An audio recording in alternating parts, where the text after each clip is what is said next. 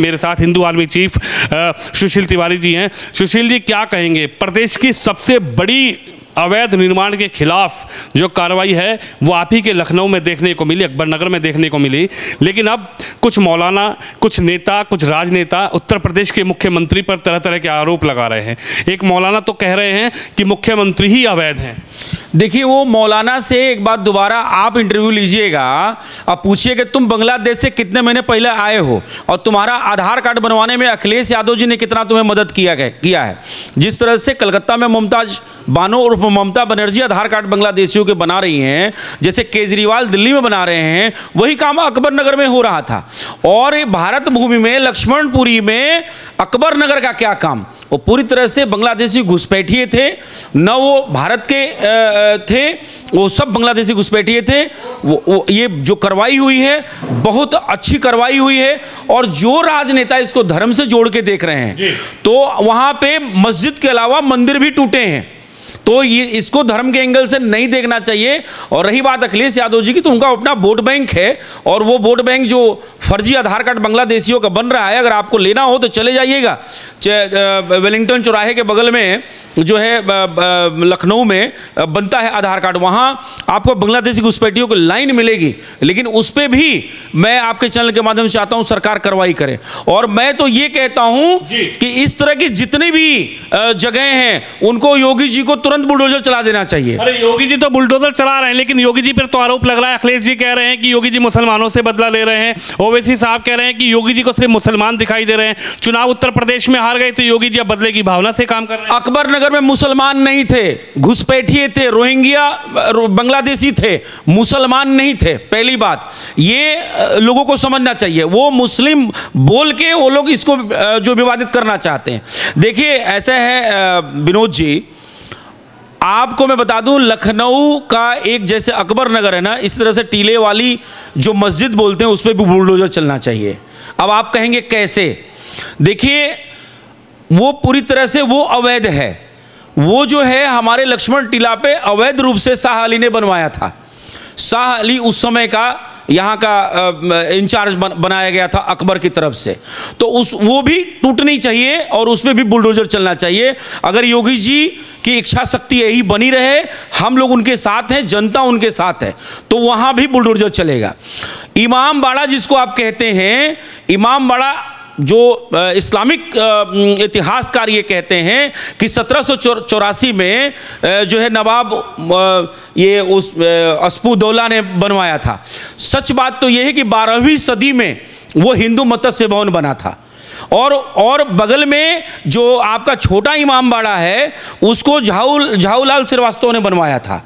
ठीक है, ये मुगल आक्रांता आए, उन्होंने थोड़ा बहुत फेरबदल किया और उसका नाम जो छोटा नीम बाड़ा था, नीम बाड़ा जो झाऊलाल श्रीवास्तव जी जो आज भी उनकी 9वीं वंशज अनिल श्रीवास्तव हैं, आप जाके देखेंगे तो 9वीं वंशज उनकी जिंदा है, उन्होंने छोटा इमाम बाड़ा जो है वो बनवाया था, नीम बाड़ा था, उसको इमाम बाड़ा, छोटा इमाम बाड़ा कर दिया।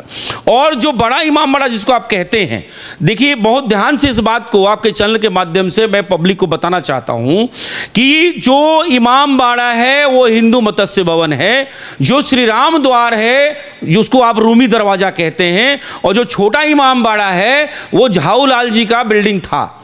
ठीक है, झाऊलाल जी को बाद में इन्होंने अपना प्रधानमंत्री बना लिया, किस तरह से मिला मुला के कर लिया और नामाकरण कर दिया, चूंकि मुगलों की उस समय सरकार थी तो वो नाम चेंज कर दिया। अगर आप एक बार जरूर इमाम बाड़ा की पूरी कवरेज करिए और आप देखिए क्या इस्लामिक स्ट्रक्चर में ऐसी बिल्डिंग कहीं भी विश्व में है। ये पूरा हिंदू स्ट्रक्चर है।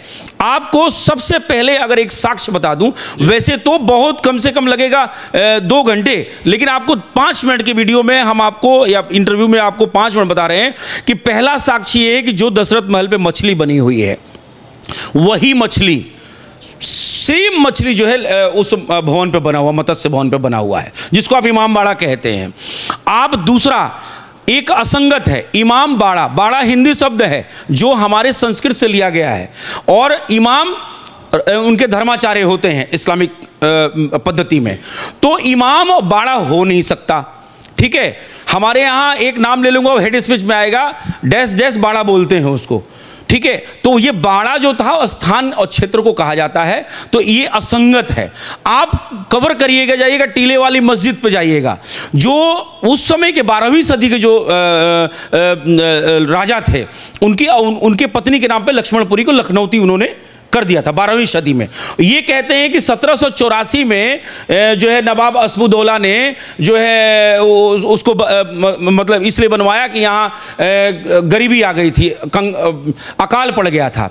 कैसा बेहुदा राजा था कि भूखी जनता को काम करवा के पैसा दे रहा था, ऐसे अन्न नहीं बांट सकता था। तो ये इस्लामिक इतिहासकारों ने जो है वामपंथी इतिहासकारों ने उसको ये बता दिया कि भैया इमाम बाड़ा जो है इसलिए बनवाया गया कि वहाँ अकाल पड़ा था, तो लोगों को भोजन नहीं मिल रहा था, तो दिन में उनके पति काम करते थे और रात में पत्नियों से तुड़वा देता था। ये इतिहासकारों ने फर्जी उसमें जोड़ दिया है, जबकि ऐसा कुछ नहीं। वो 12वीं शताब्दी की बिल्डिंग है, 12वीं शताब्दी का स्ट्रक्चर है, वो हिंदू स्ट्रक्चर है। उसके बगल में आप अगर देखेंगे कहीं से भी मंदिर नुमा, आज आप इमाम बाड़ा के अंदर जाइए, बावड़ी होती है। बावड़ी हमारे राजस्थान में भी देखे होंगे, तो कई राजाओं ने अपनी रानियों को नहाने के लिए बावड़ी बनवा रखा था। ये झूठा बताया गया कि वो खजाना छुपा हुआ है और उसमें अस्फुद्दौला ने खजाना छुपा रखा है।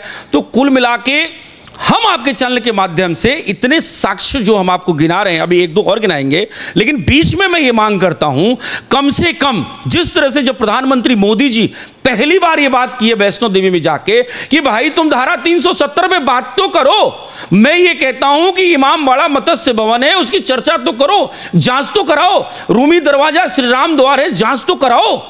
ये लक्ष्मण टीला, ये छोटा जो इमाम बाड़ा है, वो झाऊलाल दास का बिल्डिंग है, वो उसकी जांच तो कराओ, जांच तो होनी चाहिए। भाई सुशील तिवारी गलत हो सकते हैं, हमारे ये साक्ष्य गलत हो सकते हैं, भाई जांच कराओ ना। अब इतनी एजेंसियां हैं, ये चर्चा होना चाहिए। और मैं ये हमारे जो ईश्वरीय योगी आदित्यनाथ जी, मैं उनसे ये मांग करता हूं। आपके चैनल पे उनका कई बार हमने योगी जी का इंटरव्यू देखा, मैं समझता हूं कि आपके चैनल को वो रोजाना देखते हैं, तो मैं उनसे ये मांग करता हूं कि हमारे इस जैसे अकबर नगर में आपने जिस तरह से बुलडोजर चलाया, ये जो आक्रांताओं ने आके हमारा इमाम बाड़ा पे कब्जा कर रखा है, हमारा लक्ष्मण टीला पे कब्जा कर रखा है, हमारा छोटा इमाम बाड़ा जिसको झाऊलाल की बिल्डिंग है, श्रीवास्तव जी की बिल्डिंग, उनकी 9वीं बंसत जिंदा है, अगर वो दावा करें तो वो लेनी, तो हमारा हेरिटेज हिंदू भवन बने, वो हमारा तीर्थ स्थान बने। ये लखनऊ नवाबों का नगर नहीं है, ये तो लक्ष्मण जी का नगर है, ये तो कौशल राज का हिस्सा है, लक्ष्मण नगर है। ये जो आक्रांता आए तो उन्होंने हमारी ही बिल्डिंगों को तोड़ के, फोड़ के, मरोड़ के अपना नाम देते गए, लेकिन इतने बेवकूफ़ थे कि ना वो मछली हटा पाए और उसको बाड़ा को नहीं हटा पाए, उन्होंने सिर्फ इमाम उसके अंदर लगा दिया। मैं आपके चैनल के माध्यम से पुनः ये कहता हूँ, आप देखिए मेरे पास मतलब ये साक्ष्य सारे हैं, चाहे 12वीं शताब्दी, ये कहता है 1784 में बना था, मैं कह रहा हूँ 12वीं शताब्दी में बना था। भाई चेक करा लो, तमाम ऐसी आज इंस्ट्रूमेंट आ गए हैं। आप एक नई मांग आज यहाँ से उठा रहे हैं, लेकिन जिस तरीके से अकबर नगर पर कार्रवाई हुई, उस कार्रवाई को लेकर कहीं ना कहीं चाहे मीडिया हो, चाहे सोशल मीडिया हो, चाहे राजनीतिक दल हो, वो तो कहीं ना कहीं लड़ाई कर रहे हैं, वो तो कहीं ना कहीं आरोप मुख्यमंत्री योगी आदित्यनाथ पे लगा रहे हैं कि उत्तर प्रदेश में योगी की हार हुई, योगी इस बात का बदला मुस्लिम बस्तियों से ले रहे हैं, योगी उस बात का बदला मुस्लिम बस्तियों में योगी बुलडोजर चलवा के ले रहे हैं। देखिए ये उनका वो कहेंगे, क्योंकि उनका हमने अपने पहले वक्तव्य में मैंने कहा था कि वो पहली बात मुस्लिम नहीं है, वो रोहिंग्या घुसपैठिए हैं जो अकबर नगर में सारे बसे हुए थे। वो उनका आधार कार्ड जबरदस्ती जो विपक्षी वालों ने बनवाया हुआ है ताकि उनका वोट बैंक मजबूत रहे। आपने अगर उसकी वो सुना होगा, अभी एक बहुत बड़ा बहस चल रहा था किसी चैनल में, जो ये चिकन नेक बना रहे हैं, मतलब ये पूरी तरह से बाउंड्री बना रहे हैं रोहिंग्या घुसपैठियों को घुसा के, हर वर्ष 3 करोड़ से ऊपर रोहिंग्या घुसपैठी आ रहे हैं। उनका अड्डा है लखनऊ, उनका अड्डा है कलकत्ता, पूरा बंगाल, उनका अड्डा है दिल्ली का एक ऐसा एरिया जहां आपको शायद घेर लिया गया था। वहां भी वो खुलम खुला कहते हैं हम बांग्लादेशी हैं, रोहिंग्या हैं, हमारा आधार कार्ड देखो इंडिया का है। आपके किसी चैनल पे हमने देखा है। तो ये रोहिंग्या घुसपैठिए हैं, और ये घुसपैठिए मतलब ये जो इंडी गठबंधन बना हुआ है ना, उसका वोट बैंक है, इस बात को समझ लीजिएगा। और जो 35 जो सीटें जो आई हैं ये उत्तर प्रदेश में, जिस पे लोग उछल रहे हैं, उबल रहे हैं, सच ये है कि ना उसमें भारतीय मुसलमान इनको वोट नहीं दिया है, ये सब रोहिंग्या घुसपैठिए घुसपैठियों की वजह से इनको सीटें आई हुई हैं। तो इतनी उछलने की बहुत ज़्यादा ज़रूरत नहीं है। अखिलेश जी कह रहे हैं कि भाजपा के नेता जो कब्जा करके बैठते हैं, आखिर योगी जी उन पर कार्रवाई क्यों नहीं करते? भाजपा के तमाम नेताओं ने, भाजपा के कार्यकर्ताओं ने कब्जा किया हुआ है, उन पर बुलडोजर कब चलेगा? मैं आपको बताऊं, भाजपा के पार्षद रहे सीतापुर रोड पे बड़ा सा गेस्ट हाउस था, उसमें कुछ ज़मीन जो है ग्राम समाज की थी, पूरा बुलडोजर चला हुआ है। आपको मैं वीडियो भेज दूंगा। ऐसा नहीं है, पक्षपात योगी जी नहीं करते। योगी जी पक्षपात किसके लिए करेंगे? मुझे आप बताइए। उनकी ना कोई पत्नी है, ना कोई वो परिवार से उनको लेना देना है। योगी जी जो करते हैं राष्ट्र के लिए करते हैं, प्रदेश के लिए करते हैं। योगी जी पे ब्लेम करना, मैं ये समझता हूँ बहुत बड़ा महापाप है। योगी जी न्यायप्रिय नेता हैं।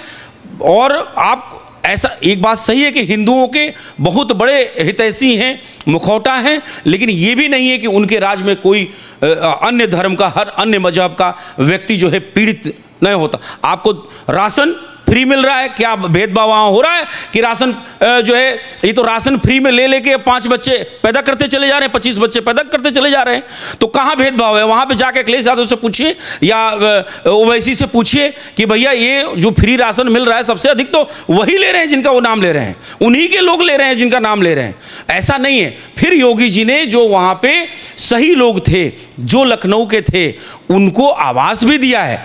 आप मुझे बताइए कि और सरकारों में ऐसा हो सकता था क्या? आवास भी मिला है। जो सही लोग थे, जो रोहिंग्या थे, उनको तो भगाने का काम कर रहे हैं। अमित शाह जी भी भगाने का काम कर रहे हैं। और ये एक भाजपा का लक्ष्य है कि भाई घुसपैठिए यहाँ से बाहर जाएं। ये तो हिंदू आर्मी की मांग चले कि भाई घुसपैठ नियंत्रण कानून बने और एक एक जांच हो कि भाई कहाँ से तुम कितने साल से यहाँ रह रहे हो। तो अकबर नगर में रोहिंग्या घुसपैठिए थे। इसको मुस्लिम हिंदू एंगल देना पूर्णतः गलत है, पूर्णतः गलत है। मौलाना कौसर हयात कह रहे हैं कि मुसलमानों से खुल्लम खुल्ला चैलेंज ले रहे हैं योगी आदित्यनाथ, मुसलमानों को दबा कर रख रहे हैं, मुसलमानों से दुश्मनी ले रहे हैं। योगी आदित्यनाथ अवैध मुख्यमंत्री हैं, योगी आदित्यनाथ को मुख्यमंत्री नहीं बनाना चाहिए। तो हम तो कहते हैं कि तो आप अपना दादा बाबा का आधार कार्ड दिखा दो, आप पहले अपनी वैधता साबित करो, तब आप योगी जी पे उंगली उठाना। आप अपने दादा तक का भी नाम बता दो, 7 पुश्त छोड़ो, 4थी पुश्त बता दो कि तुम्हारा दादा का नाम क्या था। अगर तुम अपने दादा का नाम या तो हिंदू होगा या तुम घुसपैठी होगे, तो अवैध तो तुम हो। तुम्हारा दादा या परदादा हिंदू होगा, ठीक? उस समय दुम दबा के मुगलों की वजह से तुम जो है उनमें बन गए थे। तो तुम खुद अवैध हो, तुम योगी जी को अवैध क्या बताओगे? पहले अपनी जो है तुम वैधता है वो साबित करो। अपने बाबा दादा का नाम बताओ, अपना आधार कार्ड दिखाओ और साक्ष्य दिखाओ कि तुम्हारे बाबा दादा अगर हिंदू नहीं थे तो तुम कहाँ से आए थे। तो वो खुद ही अवैध हैं। अवैध लोग क्या योगी जी सवाल उठाएंगे। और लोकसभा का चुनाव था, लोकसभा के चुनाव में अलग परिणाम है। अभी 2027 में आप देखिएगा फिर से योगी राज विराजमान होगा। और जिस तरह से बुलडोजर चल रहा है, इन घुसपैठियों पे चलते रहना चाहिए और बहुत अच्छा चल रहा है। चलिए, अकबर नगर की पूरी घटना पर, अकबर नगर की कार्रवाई पर हिंदू आर्मी चीफ जिस तरीके से बता रहे हैं कि योगी आदित्यनाथ 2027 में भी आएंगे, और जिस तरीके 2017 से लेकर बुलडोजर की कार्रवाई अवैध निर्माण पर होती रही है, 2027 में भी इसी तरीके से अवैध कॉलोनियों पर, अवैध निर्माण पर, भूमाफियाओं पर बुलडोजर से कार्रवाई होती रहेगी। आप भी इस खबर पर, इस वीडियो पर अपनी राय जरूर रखिए। कैमरामैन शिवम के साथ विनोद शर्मा, लखनऊ से।